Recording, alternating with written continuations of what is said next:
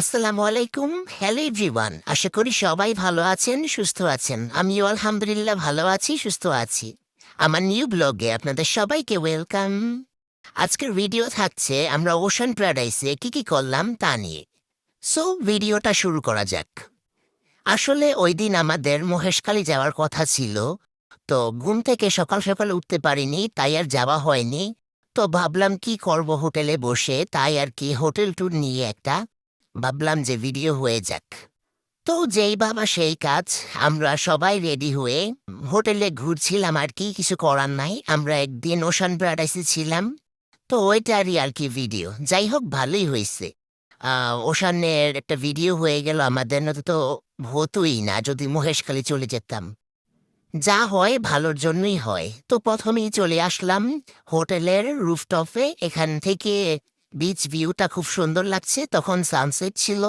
সানসেটের মুহূর্তটা আমার খুবই ভালো লাগে, আমি সবসময়ই বলি। আমরা সবাই এখানে অনেক ছবি তুলেছি, আমি অনেক রিলস বানিয়েছি।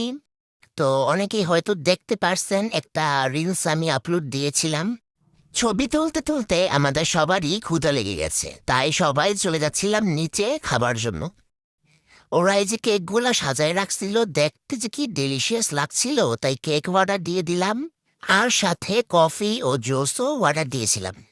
তারপর আমরা সবাই বসে বসে গল্প করছিলাম আর গান এনজয় করছিলাম। যেখানে গান গাচ্ছিল এটা হোটেল থেকেই অ্যারেঞ্জ করা হয়েছিল। এই তো দেখতে দেখতে আমাদের খাবারও চলে এসেছে। কেকগুলো আগে দিয়েছিল। তো আমরা সবাই মজা মজা করে খাচ্ছিলাম। দেখেন কি ভালোবাসা, আই হাই গো, এত ভালোবাসা দেখাইলে তো কাজ হবে না, বুঝছো?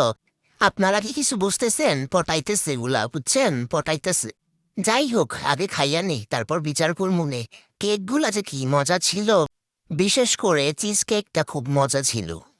অরেঞ্জ জুসটা এত মজা ছিল, একদম ছিল। তারপর চলে আসলো কফি।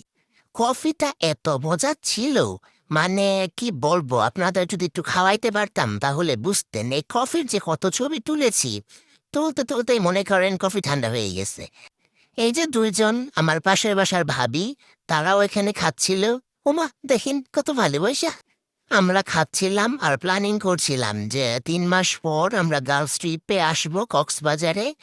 তো আমরা মেয়েরাই যেহেতু আসবো, তো আমাদের ফ্যামিলি থেকে তো আবার দিবে না, কারণ কক্সবাজারে আসতে বাসে বা ট্রেনে তো মোটামুটি একটা লং টাইম জার্নি। তো সেজন্য ভাবলাম যে ফ্লাইটে আসবো, ফ্লাইটে আসতে তো মোটামুটি আধা ঘন্টা থেকে 1 ঘন্টা লাগে। তো এক রাত এসে থাকবো, তারপর দিন আবার ফ্লাইটেই চলে যাবো। আবার ডার্লিংকে বলছিলাম হাই দিতে, তাইও হাই দিচ্ছিল। সবাই তো বলছে আসবে, দেখা যাক লাস্ট পর্যন্ত কি হয়। তারপর হোটেলটা ঘুরে ঘুরে দেখছিলাম, ভালোই লাগছিল। এত সুন্দর যেটা সন্ধ্যা কাটবে ভাবতেই পারিনি। তারপর চলে গেলাম পুল সাইডে, এখানে মশার জন্য স্প্রে দেওয়া হচ্ছিল। আমার কাছে ওশান প্যারাডাইসের থেকে সাইমনের সুইমিং পুলটা মনে হয় একটু বেশি সুন্দর। শীতকাল হওয়াতে মনে হয় রাতের বেলা, তো তাই সুইমিং পুলে কোনো মানুষই ছিল না, তাই আমাদের কাছে মনে হচ্ছিল যে এটা আমাদের প্রাইভেট সুইমিং পুল। সুইমিং পুলের পাশেই একটা দোলনা ছিল। আমি যে কি পরিমাণে এখানে দোলনা খাচ্ছিলাম! শুধু আমিই না, এখানে সবাই আমরা দোলনায় দুলেছি। তারপর আমরা এখানে বসে বসে আড্ডা দিচ্ছিলাম আর জিজ্ঞেস করতেছিলাম একজন আরেকজনকে যে এটা পুঁথে কিনছো, ওইটা পুঁথে কিনছো। আর আমরা চাপা মারছিলাম, মানে আমাদের চাপা শুনলে নির্ঘাত মানুষ অজ্ঞান হয়ে যাবে। তারপর সুইমিং পুলে পা ভিজাচ্ছিলাম। পানি এত ঠান্ডা ছিল, পানি যদি ঠান্ডা না থাকতো তাহলে আমরা সবাই নেমে যেতাম পানির মধ্যে, কারণ পানি দেখলে তো কারোই আর মন টিকে না। যাই হোক, পাই ভিজাইছে, নামি নাই, অনেক ঠান্ডা পানি ছিল। তো পুলে অনেকক্ষণ সময় কাটিয়ে চলে আসলাম। এখানে আয়না দেখে আমি আবার ভিডিও করে নিয়েছিলাম। দেখেন অবস্থাটা, মানে আমার জামার ফোনের কালার একদম সেম। আসলে আমি অরেঞ্জ লাভার, তাই আর কি সব অরেঞ্জ। এই যে আঙ্কেলগুলা এখনো গান গাচ্ছিল। তো রিসবি আবার উপর থেকে একটা ভিডিও নিল। এই তো মাহি এটা চলে আসলো ভিডিওতে। তারপর বলতেছিল ওই যে চলে আসছে লিফট। দেখেন কি দৌড়টা দিল। তারপর আমরাও পিছিয়ে পিছিয়ে দৌড় দিলাম। দেখছেন, ফোনটা এখনো কানে। বাচ্চা মানুষ এত ফোন কানে থাকবে কেন? বাচ্চা মানুষ বাচ্চা মানুষের মতো থাকবো না? আমি এখানে বসেছিলাম। তারপর রিজভি বলল, আপি চেয়ারটা কিন্তু খুবই সুন্দর, এখানে ছবি তুললে খুব অ্যাস্থেটিক আসবে, তো তোমাকে ভিডিও করে দিই। তো আমি বলি দিবি তো দে, সমস্যা কি। আচ্ছা, আপনাদের তো সবকিছুই দেখাইলাম, ওয়াশরুমটা তো দেখানো হলো না, ওয়াশরুমটা তো দেখাতে হবে। মানে কি বলবো আপনাদের, ওয়াশরুম এত ক্লিন, মনে হয় আমাদের বাসা বাড়ির ওয়াশরুমও এত ক্লিন থাকে না। এই যে মাহি আবার হাত শুকায় নিচ্ছিল। ওয়াশরুম ক্লিন না থাকলে কিন্তু কোনো কিছুই ভাল লাগে না। যাই হোক, এই যে এখানে পাশে পাশে ভাবি ফোন টিপছিল। তারপর বাইরে চলে আসলাম, এসে দেখি এখানে দুইজন খেলছিল। এই খেলাটার নাম কি আমি জানি না, তাই বলতে পারলাম না। ওনাদের পারমিশন নিয়ে আমি ভিডিওটা করেছিলাম। দেখেন দুইটাই কি করে এখানে। এই দুইটার আবার খুব মিল, সারাক্ষণ গুজর গুজর করে। যাজ্ঞা, ওরা দুইটা যেটা মন চায় ওটাই করুক। তো আমরা অনেকক্ষণ যাবতীয় হোটেলের ভিতর ঘোরাঘুরি করছিলাম। তো আমাদের আর ভালো লাগছিল না, তাই ভাবলাম যে সবাই একটু বিচ থেকে ঘুরে আসি। যেহেতু তারপর দিনই কক্সবাজার থেকে চলে যাব, তাই ভাবলাম যে বিচ থেকে ঘুরে আসি, আবার কবে না কবে আসি, আজকে রাত্রাই তো সময় আছে।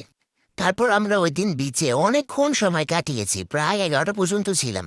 হোটেলের বাইরে এখানে ফটো বুথ ছিল। তো এই যে বাচ্চাগুলা, মানে গেডিগুলা গেছে এখানে ছবি তুলতে। ছবি তুলতে তো আর যায় নাই, দুষ্টামি করতে গেছে। তো এখানে আবার একটা ছিল প্লেনের থিমে। তো এখানে আমিও উঠে গেলাম, মাহি ছিল ক্যাপ্টেন। আমাদের প্লেনটা সুন্দর না? তো এখানে মজা টজা করে আমরা হেঁটে যাচ্ছিলাম। তারপর পার্কিং সাইডে একটা সুন্দর গাড়ি দেখে রিজভি বলছিল যে গাড়িটা আমি কিনেছি। তো মাহিকে নিয়ে এখানে ভিডিও করলো। তারপর আমিও বললাম যে আমার ডার্লিং এর সাথে আর গাড়িটার সাথে আমাকে একটা ভিডিও করে দাও। যাই হোক, এই চাপাগুলো আবার আমরা মানুষের সাথে মারি না, আমরা নিজেরা নিজেরা বলি আর মজা করি আর হাসি। আপনারা আবার মনে করেন না এগুলো আবার মানুষের সাথে বলি। যাই হোক, আমরা এখন বিচে যাচ্ছি, দেখা হবে নেক্সট ব্লগে।